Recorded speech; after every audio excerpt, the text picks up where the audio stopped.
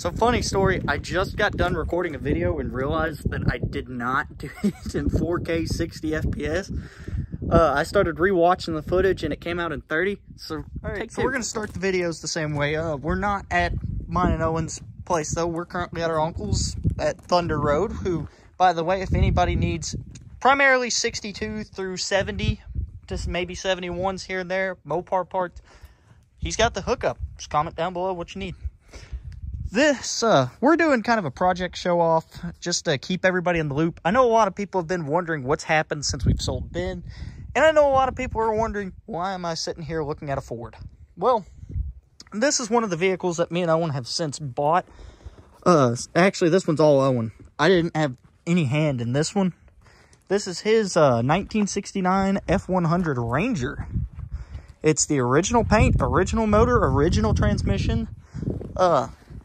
The mirrors have had some hardware replacement, but even the upholstery, excluding the headliner, all this is original upholstery.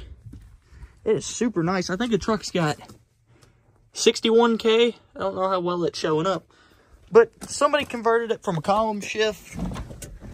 Yeah, I was about to say, see, they left the little column piece here, and it's now a 4-shift instead, which, no complaints there. Personally, a 4-shift is always cooler than a column. But somebody lowered it. We're probably going to unlower it, or at least pick it back up a little bit. We'd like to get big tires like the 265 75s all the way around on it, just because we think they're kind of neat. Let me pop the hood on it. I was just working on mine earlier, so I'm going to be sad if I ain't able to. Ooh, his pop's a lot easier. Yeah, there's a little rust on the truck, but it's a big block. It's got power steering. Actually, if he had my air conditioning, it'd be nicer. Interestingly enough, it's a radio delete truck, though, which I'll pop the door open again and show you. Oh, I hope that didn't just bug the video out. But Ranger badge. Anything neat in the glove box? Okay, glove box. Okay, we won't get into the glove box, but yeah, radio delete. I mean, it's a really cool truck. Personally, I like it. At the time he bought it, I saw some stuff like here. You know, it's not a rust-free truck, but it's also not caked full of Bondo at the same time. I mean, all the patina on this thing is pretty legit. So, anyways, yeah, that's just Owen's truck. Now, I know everybody spotted the 63 Dodge sitting over here. And, of course, this is another one me and Owen drug in. We have been on the lookout for a 62 or a 63 Dodge. A Dodge Dart or Dodge Polara. We've had plenty of them offered to us. We had some really good ones. There was a 62 I really liked. We wanted to pull the trigger on, but it just wasn't feasible at the time. We were able to afford this one. We also got a floor pan with this one. Not a complete floor, I don't believe, but enough we could make something work. But yeah, it's a lot of people don't like these things. Me and Owen personally love them. And there's a lot of love that needs given to this one. It's actually in a little bit rougher shape than when me and him last saw it. I'll throw some photos of this up, but like all this here wasn't there. It was mostly one color. The hood hasn't changed too much, and the deck lid. But yeah, I mean they were probably the two worst parts of the car. Well, again, rust-wise, it's the floors. Pretty-wise, it's the hood and the deck lid. But this car is kind of neat because it's a factory big block AC car, which me and Owen tried to get it running a while. I don't know how many years ago at this point. But ultimately, we couldn't get it running because the starter was dragging, which, not a big deal. We just didn't have the resources to really funnel towards it. And it wasn't our car. Now it is our car. This car is kind of my plan B for No Name 2024 because I am going to have a car there. Whether it be this one or my 1967 Plymouth Belvedere, I will have a car there. We'll pop the door open, let y'all look inside. Buddy seat, bucket seats, push button, blue and white interior. I really liked this car. When I actually heard it was back up for sale, I got quite a bit excited.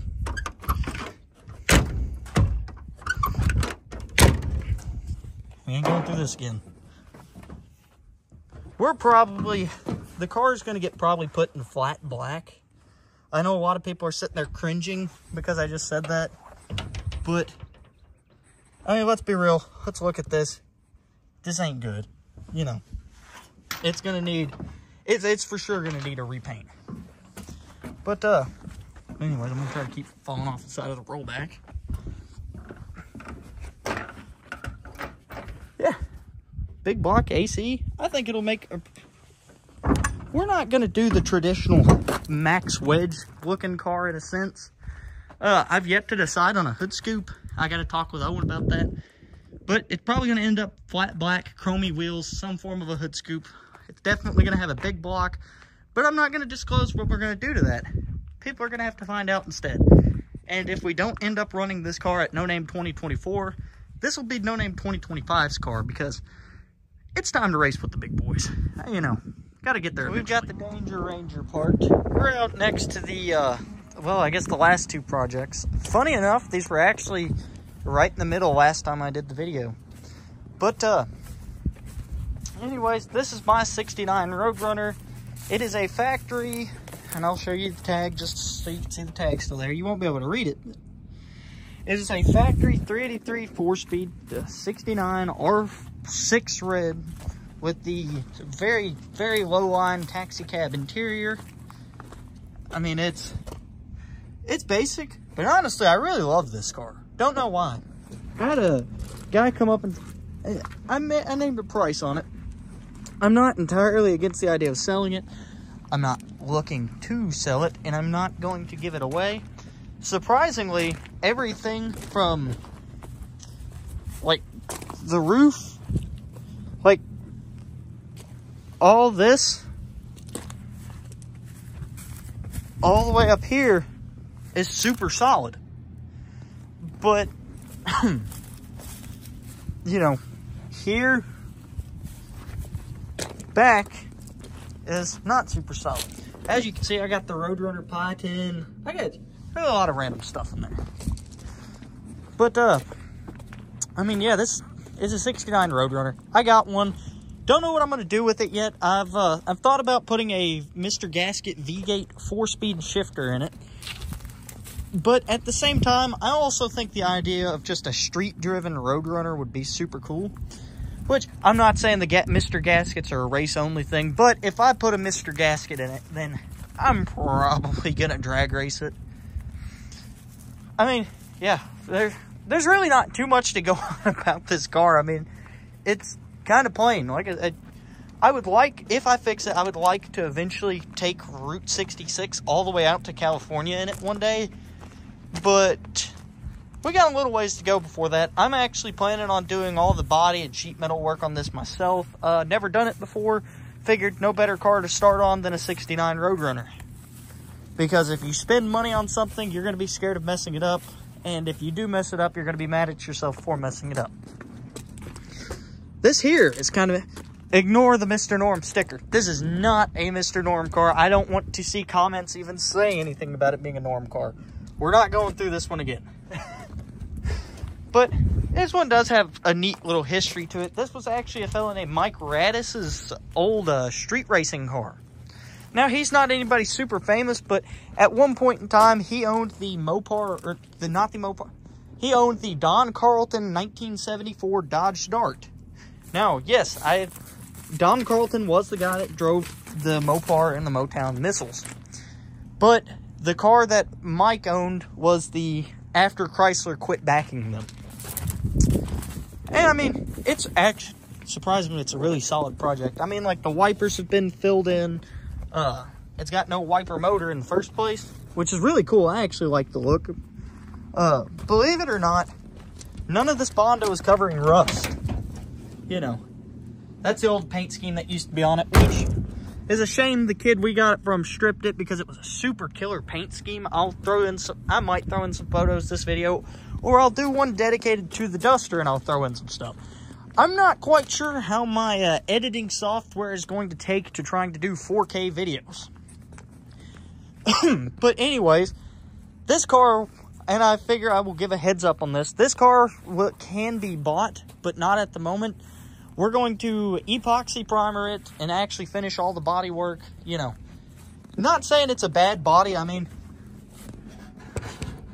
even the trunk for, besides where it's cut for the fuel cell, I mean, it's a really nice car. It's a super straight car.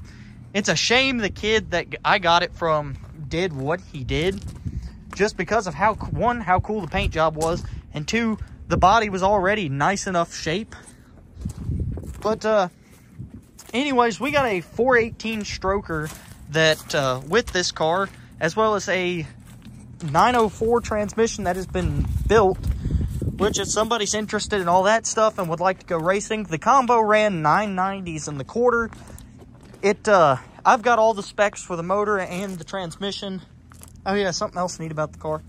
You ever seen a Dana 60 installed upside down? But yeah, we're looking to sell the 418, the 904, and probably the Dana 60. Chances are we'll pull the gears and stuff out of this Dana, and we're gonna put it in another Dana that we've got. So yeah, that about wraps up this video showing off all the new projects we got. I guess I'm gonna go get old Joe here brought back to the house, and we're gonna actually get this uploaded.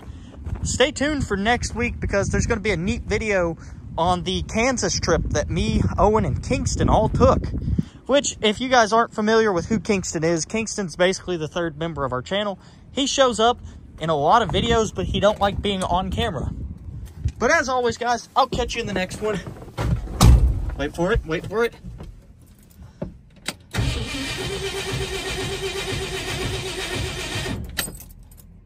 Gonna fight me.